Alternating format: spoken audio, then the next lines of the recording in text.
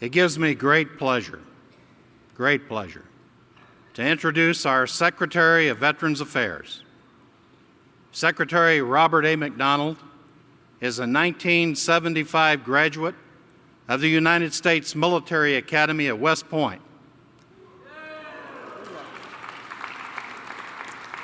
He's an alumnus of the University of Utah, where he earned an MBA, an Army veteran, both airborne and Ranger. He served with the 82nd Airborne Division. Upon leaving service, Captain McDonald was awarded the Meritorious Service Medal. In 1980, Mr. McDonald joined Procter & Gamble, a Fortune 50 company, and he rose through the ranks to become Chief Executive Officer and President. He retired in June of 2013. Nominated by President Obama as the 8th Secretary of Veterans Affairs on June 30th, he was confirmed by the United States Senate on July 29th, 2014.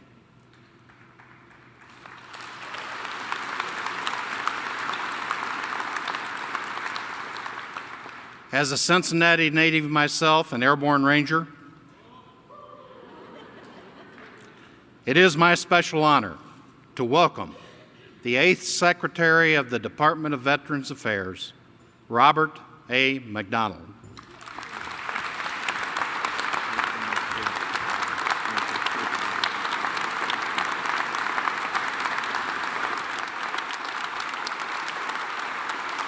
Thank you. Thank you. I want to thank Joe Johnson for that kind introduction, and to all of you here in Las Vegas, thank you for that warm welcome. This is an important conference at an important moment in time in VA's history, and it's an honor and a privilege to give my very first address as Secretary of Veterans Affairs to the disabled American veterans.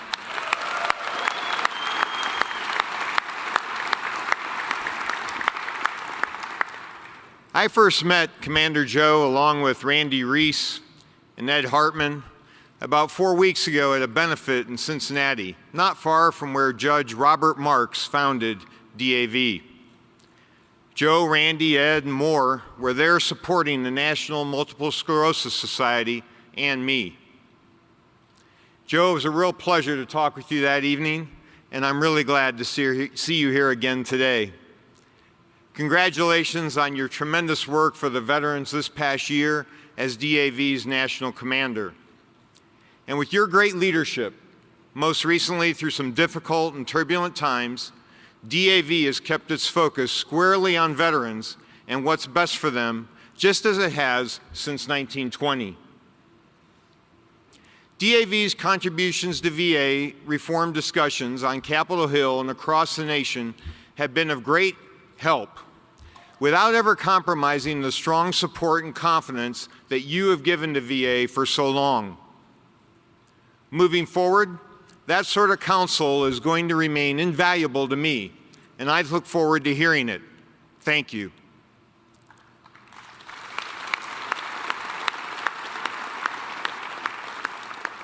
Please let me also recognize a few other DAV leaders.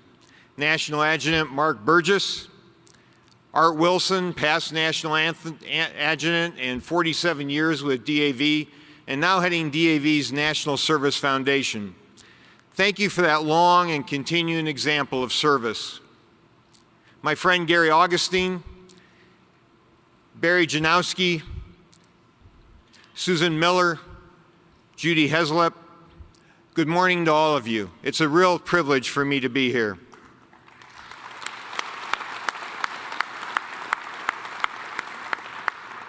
Just yesterday, I was in Phoenix at the VA Medical Center, my first stop as the new secretary. Over these next several months, I'm going to keep traveling extensively to hear directly from employees, from veterans, and from other stakeholders. Here's what I learned in Phoenix. I talked to Bob. Bob's a peer counselor. This is what Bob told me. This place saved my life. It gave me counseling when I needed it, It gave me a hip replacement, and now I'm an employee.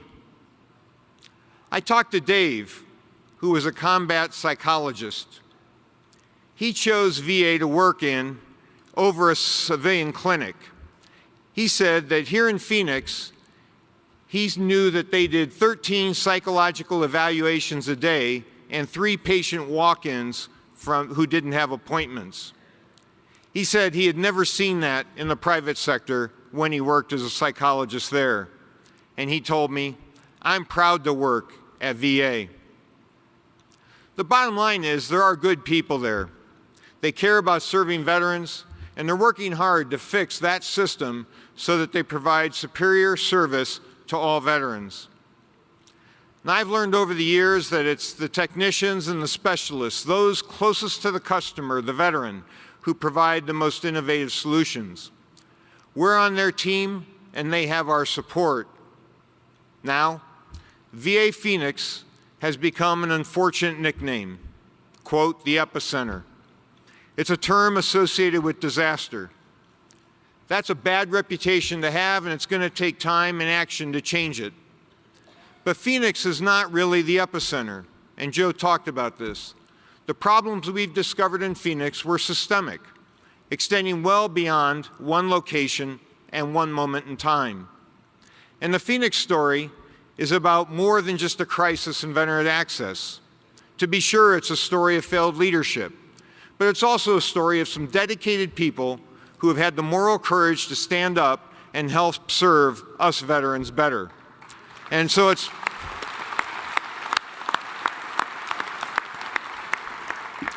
I was there yesterday to thank them for that.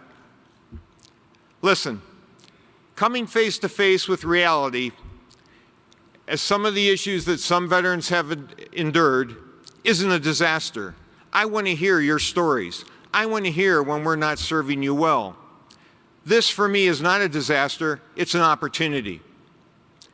Testifying to Congress, our Deputy Secretary and my West Point classmate, a great leader and a great friend, Sloan Gibson, put it like this, I quote, "We can turn these challenges into the greatest opportunity for improvement in the history of the Veterans Affairs Department."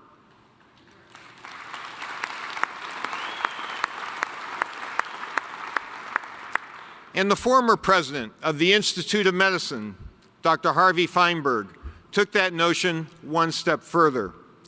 Dr. Feinberg said that because of this crisis, VA can now accomplish things now it could never have accomplished before. And so that's what we're going to do. With the continued support of President Obama, Congress, great employees at the VA, and especially with the always strong support of the disabled American veterans and other veteran service organizations, we're going to do what could never have been done before.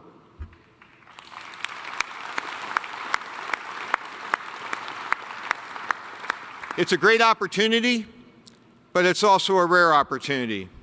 And it's an opportunity we can't miss, nor underestimate. Before my confirmation hearing, I spoke with Gary Augustine and other leaders of veteran service organizations. And I visited many members of Congress, and again, people asked me, why do you want to be the Secretary of Veterans Affairs? Here's what I told them, and I believe this very, very strongly. To me, there is no higher calling, and this is an opportunity for me to make a difference in the lives of the veterans I care so deeply about.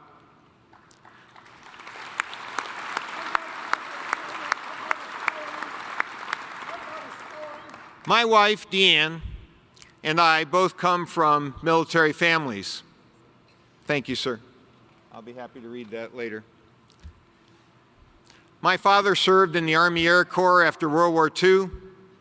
Deanne's father was a tail gunner in a B-25 during World War II. He was shot down over Europe, and he survived harsh treatment as a prisoner of war. Deanne's uncle was 101st Airborne Division Screaming Eagle in Vietnam. He was sprayed with Agent Orange repeatedly, and he still receives care from VA. And right now as we sit here, My nephew is a pilot in the Air Force, and he's serving and flying missions today in the Middle East. So veterans are very special people to me. It's just not about me, it's about my family. I graduated from the United States Military Academy in 1975, as I said, with our Deputy Secretary Sloan Gibson, who is a great leader and has done a super job leading the VA in his short period of time here. And he and Margaret are great friends of Deanne and mine. My time at West Point, and then as an Airborne Ranger in the 82nd Airborne Division, instilled in me a lifelong sense of purpose, a sense of duty, a duty to country, and strong values. The words of the West Point Cadet Prayer still resonate with me, still guide me 4 decades later. It encouraged us to choose the harder right rather than the easier wrong. I'm proud of my 33 years of experience at Procter & Gamble, where I learned the important lessons of effective management and strong leadership, and of being responsive, importantly, to the needs of our 5 billion customers who use at least one Procter & Gamble product a day. At P&G, we worked hard and we worked successfully to improve the lives of the world's consumers. Many of those lessons will help us change VA to better serve veterans.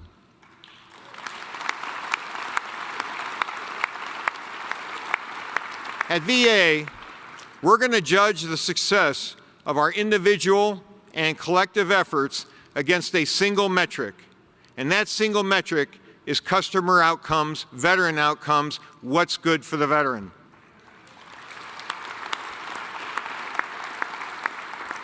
Now, VA's own strategic plan makes this very clear. The strategic plan says VA is a customer service organization. We serve veterans. If we fail at serving veterans, we fail. We've got a lot of work to do. So those values and leadership experiences are what will inform my actions and decisions as Secretary of the VA, just as I promised President Obama, and just as I promised members of Congress, and just as I have been promising all of you this morning.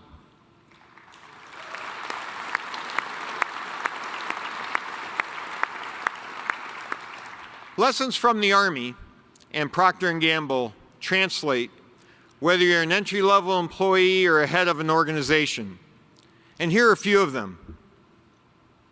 Have a clear purpose. I have to live by a clear purpose. Living by a clear purpose makes your life meaningful. Meandering through life without a purpose makes your life less valuable. At VA, we have the best purpose in the world, and that's to serve veterans.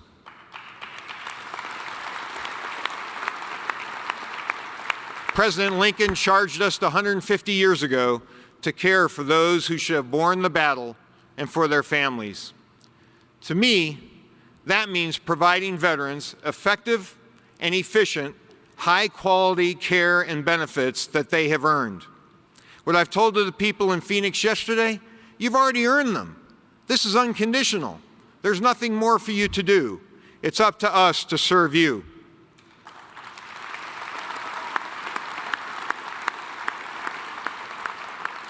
Another lesson I learned is people want to succeed. Nobody I've met in life goes to work every single day trying to fail. There are over 340,000 employees at VA. Many are veterans themselves.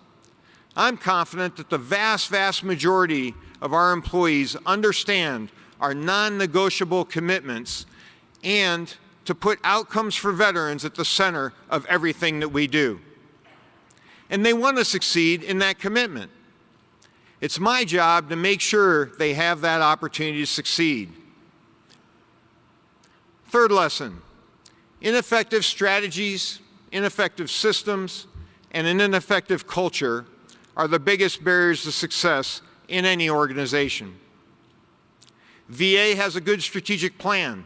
I believe in it. We just have to make sure that every day we are working together to execute that strategic plan and accomplish our goals.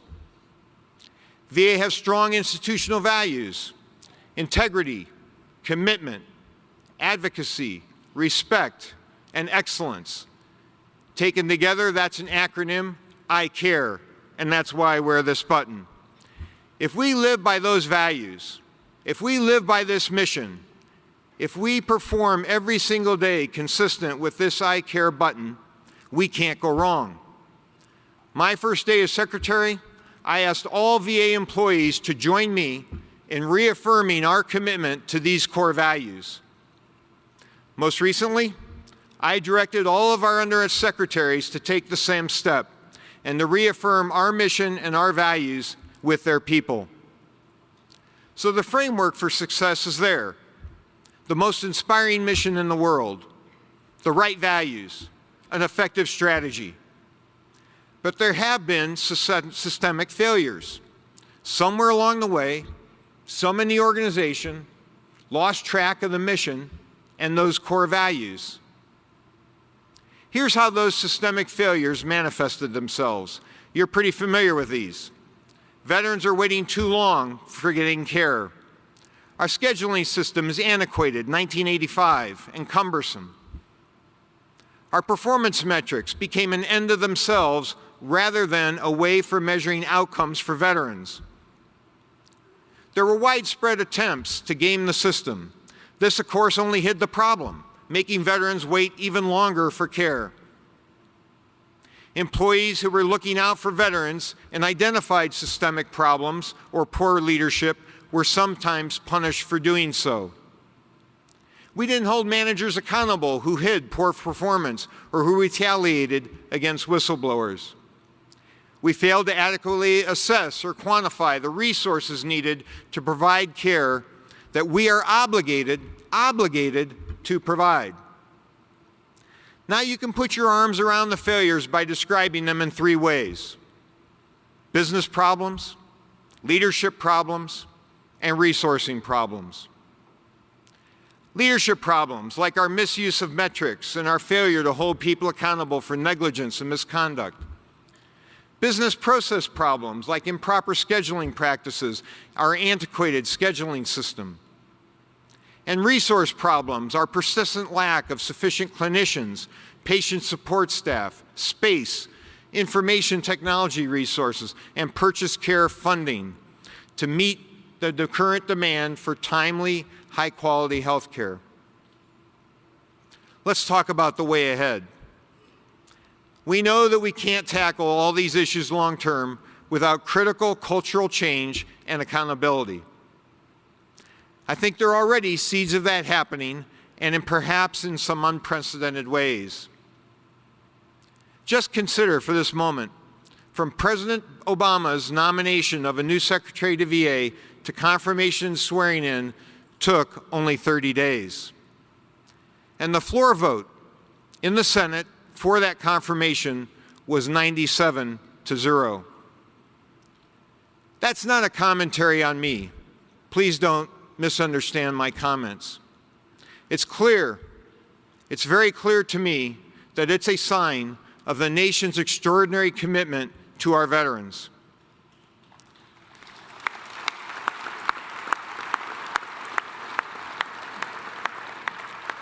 Thursday, President Obama signed the Veterans Access, Choice, and Accountability Act of 2014 into law. Another significant showing of strong support for veterans. That law allocates $15 billion to VA over the next 3 years. That's $5 billion to hire physicians, other medical staff, improve VA's infrastructure, and $10 billion to fund additional purchase care while we build the internal capability to meet the current demand. The legislation also authorizes VA to enter into 27 new major medical facility leases in 18 different states and Puerto Rico, and to give VA more space for clinicians to treat patients. And it grants VA new authority to remove or transfer senior executives based on poor performance or misconduct.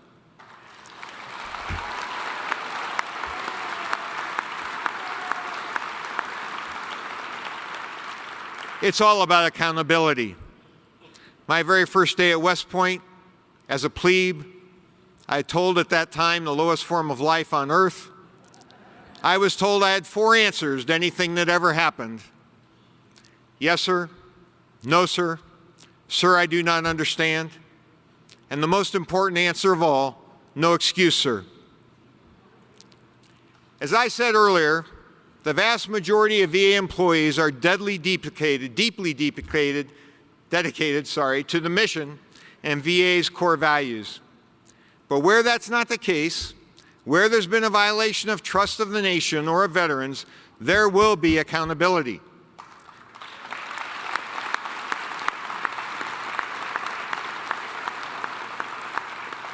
This is about restoring the trust of veterans, of our elected representatives, and of all Americans. Now, you should know I really appreciate the work of Chairman Sanders and Chairman Miller and the many other members of Congress who came together to pass this important legislation.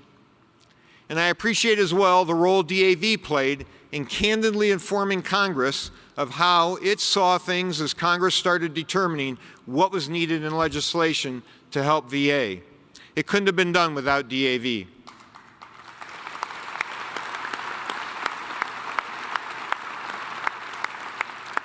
As acting secretary, Sloan Gibson has been doing some great work. He's grabbed hold of these problems like a pit bull, and he's not letting go. Sloan has us heading in the right direction, and I fully support all the efforts he's put in place already, and here are a few of those first steps that we're already executing. We've suspended all VHA Senior Executive Performance Awards for fiscal year 2014.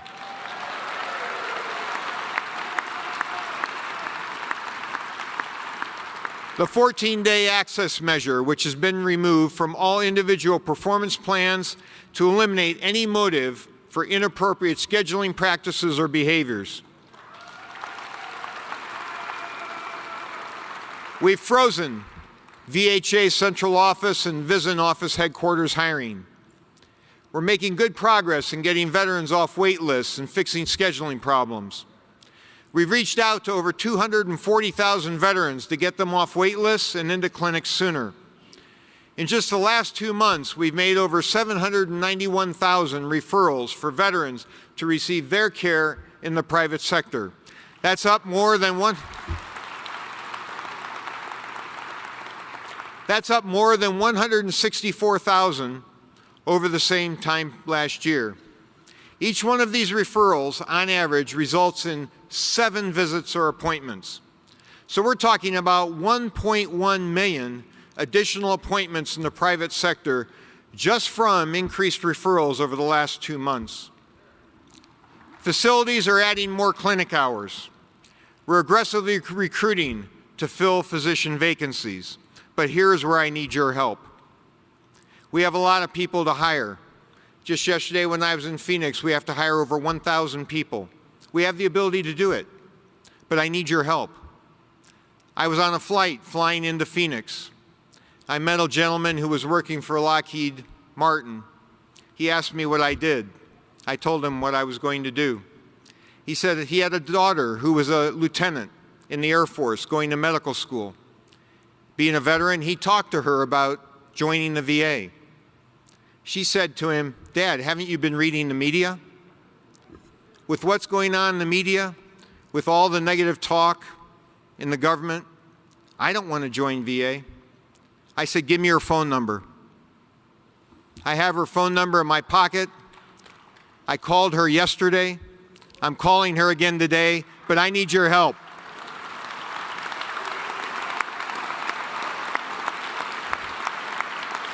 Help me, please help me recruit the very best doctors, the very best nurses, the very best clerks for the very best health care system in the country.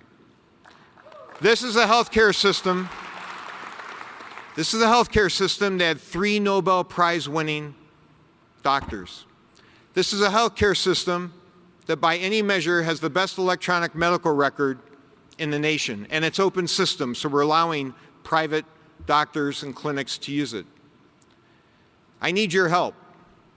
Now, we're also deploying mobile medical units and using temporary staffing resources to provide care to more veterans as quickly as possible in all of our healthcare facilities. The way we got the backlog down in Phoenix was we brought in mobile units from 3 other locations. And we're posting regular data updates showing the progress on efforts to accelerate access to quality health care for veterans who have been waiting for appointments. If you want to know how we're doing, simply go online. All the data is there. We're updating the antiquated appointment scheduling system, beginning with near-term enhancements to the existing system, leading to an acquisition of a comprehensive, state-of-the-art, commercial off-the-shelf scheduling system. I believe the department will need to continue to expand the use of digital technology because I want to free up resources that can be reapplied back to where the care of the veteran occurs. We're contracting with outside organizations to conduct a comprehensive independent audit of scheduling practices across the entire VHA system beginning early next fiscal year. We've directed every medical center and every visiting director to conduct regular monthly in-person inspections of all their clinics, to include interacting with the scheduling staff. I sat down yesterday at the computer to see the scheduling system myself. We want to assess the scheduling practices, identify any related obstacles to timely care for veterans. To date, over 2,200 of these visits have been conducted. We're building a more robust, continuous system for measuring patient satisfaction to provide real-time, site-specific information on patient satisfaction. We'll augment our existing survey with expanded capabilities in the coming year to capture more veteran experience data using telephone, social media, and online means. We'll also learn what other leading healthcare systems are doing to track patient access experiences. VHA has dispatched teams to provide direct assistance to facilities requiring the most improvement. We're including a large multidisciplinary team on the ground right now in Phoenix. In addition, we've taken action on all the recommendations made in the IG's May interim report on Phoenix. VA is expanding our use of private sector or non-VA healthcare to improve access to healthcare for veterans who are experiencing excessive wait times until we get our capability built. VHA is also improving its monitoring of the effectiveness of our use of non-VA care to ensure veterans receive identical care, good care, great care in the private sector just like they receive in the VA. We're determining which processes need to be reorganized or streamlined and where we need to reorganize to more efficiently and more effectively use resources to best serve veterans in accessing high-quality health care and high-quality benefits. To help with that process, I'm establishing a board of physicians that's going to advise me on best practices for delivering timely and quality health care. We're going to improve our forecasting for resources. That way we can develop an effective strategy for meeting increased demand. Finally, we're improving communication between the field and the central office, between employees and leadership, with the DAV, with other veteran service organizations, and with all stakeholders. We know we can't do this alone. We need your help. Collaborating closely with VSOs is a top priority if we're going to make the right changes we need to make in the days ahead. And it's not enough to simply listen to your concerns, your thoughts, or your ideas. We have to strengthen our collaboration in changing the VA department. So VA leadership at the central office and in the field is going to work with DAV at all levels, improve the communication, gather your ideas, and make them happen.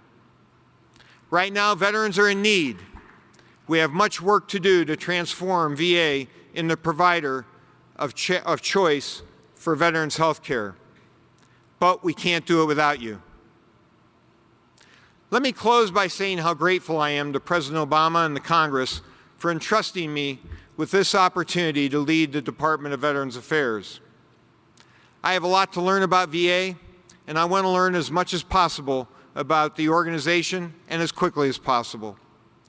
But I know this is already the fastest, most up-to-date technology and systems are no substitute for looking at ourselves through the eyes of the veteran.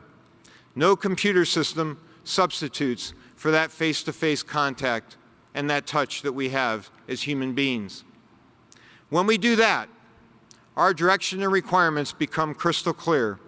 Every time we talk about looking at every issue from the lens of the veteran, it becomes perfectly clear what we have to do. DAV has been doing that going on 94 years, promoting the veteran's perspective. I want to thank you for being a friend of the Department of Veterans Affairs. Thank you for your work, your commitment, and your enduring devotion to veterans. And thank you for sharing your valuable time with me this morning. Thank you very much.